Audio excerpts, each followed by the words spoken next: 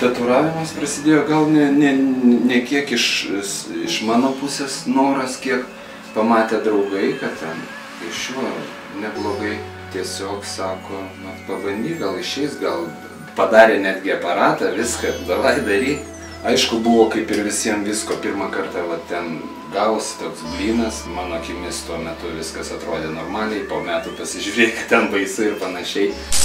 Baigiau dailę, įstojau studijuoti juvelyriką, tapau juvelyru, bet padirbau gal metus. Tada buvo tokie laikai, kad ką bedarysi, tą paimsi geresnį atlyginimą kažkur į šoną negu bedirbdamas. Ir pasivedžiau kitam atlygiui. Po to išvažiavau į Angliją gyventi. Pagyvenęs ten sugrįžau čia. Supratau, kad nėra pablaškytis, kažką užsiimti rimčiau. Tatuiravimas tai menas ant kūno ir nepaprastas kaip su pieštukus ant popieriaus, šiek tiek skiriasi, nes su žmogum daliniesi energiją, tu prie kūno lietiesi, stengiasi perteikti kuo gražiau, kad žmogus laimingas būtų, kad kažkokio dvasingumo įgautų. Labai patenkintas būni, kad ne tai, kad įperši savo nuomonę, bet kad išklauso. Nes dauguma žmonės ateina pirmą tatuiruotę darosi, nori mažytę. Va čia pradžiai bus mažytė. Ir aiškini jam, kad po to vis tiek reikės, jie nenori plėsti, arba ten masyvi vieta ant nugaros nori tokios, kaip atrodys, kaip musė lipa. Reikia normaliai, kad žiūrėtųsi, kad prie kūno linijų derintųsi ir panašiai. Deja, dauguma ateina paprastų užrašėlių ar dar raštų kažkokių. Norėtųsi daugiau piešinių. Man labiau patinka pozityvios tatuiruotės daryti daugiau.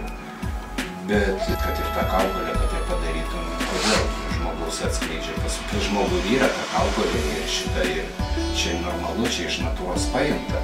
Stengiasi atkalbėti, kur būna jau nuvalkytos tos tatuiruotės, kur užsikabina žmonės ir daro iš mados, pamato, kur gražu ir jie kartojasi, vis galvoja, kad tik pas jį bus ir panašiai. Euforijai to ateina, reikia tatuiruotis, prisisapnavo, kad ant kaklo čia kažkas, o po to ateis už mėnesio, gal gali pašalinti. Su juoku dariau vaikiškai, kai atėjo, kai vaikystėje darželėje piešėm mergaitė ir berniukas, ten rankoms pagaliukai tokie senėliai, būna tokių klientų, tai tokias juokingiausias, bet kaip ir pralinksmina.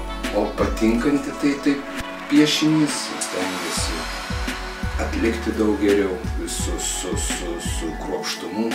Pirmoje eilėje kantrybė, jeigu nekantrus būsi, tai ir nieko neiškrapštysi. Aš kaip juvelyras, tai kantrybės turiu. 3-4 valandas, tai kaip ir sėdi vienoj pozoj ir medituoji. Būna taip, kad žmogus apalpsta. Paima ir apalpsta žmogus, karšta jam labai, arba iš baimės dreba, tada tenka gaivinti dirbtinį kvėpavimą. Bet čia vienetai, čia kada karšta labai būna. Aišku, iki to nedaleidi, neprileidi, žmogui visada sakai, jeigu silpnumas kažkoks ateina, tai jau iš karto pasakai, kad neužtempti ir sustoji, pauzę padarai ir atsigauna. Bet čia retai, čia kurie žmonės labai bijo. Tiesiog pagalvoju, užteks ne tai, kad namų sąlygom, kad kažką reikia legalizuoti, kad kažką savo turėti. Tokia biurokratija Lietuvoje, kad trūksta žodžių, nežinau. Nusiperki patalpas kaip komercinės ir negana to, kad jos viskas ten atitinka, pagal higienos standartus reikia vis tiek perbrėžti brėžinius, viską iš naujo, viską daryti, gaudyti architektus, tuos visus leidimus. Apie metus man tai išėjo. Permanentinis yra ant veido, ant akių, ant antakių ir lūpos.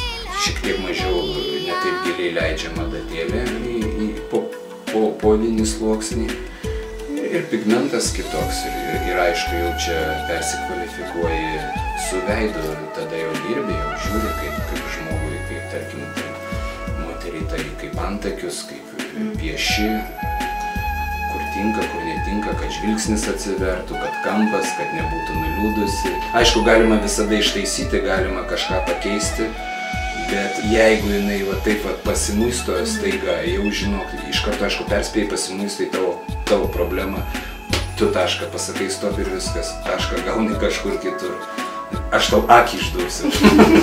Virš 10 metų praktikuoju jogą, čia man artima su tuo, o taip interjerą tokį dariau, kad žmogus, kai ateitų, kad žmogus nesijaustų, kad kaip priimamajam ligoninėje ir panašiai, kad jisai šiek tiek pamirštų. Nes vis tiek, kai žmonės pasakoja, jie prieš datų ir mažai valgo, ir mažai miega, jiems nerimas, kaip ten, kas ten bus. Nu taip pat, kad ateitų žmogus ir pamirštų tos šiek tiek nerūpesčius, tą įtampą.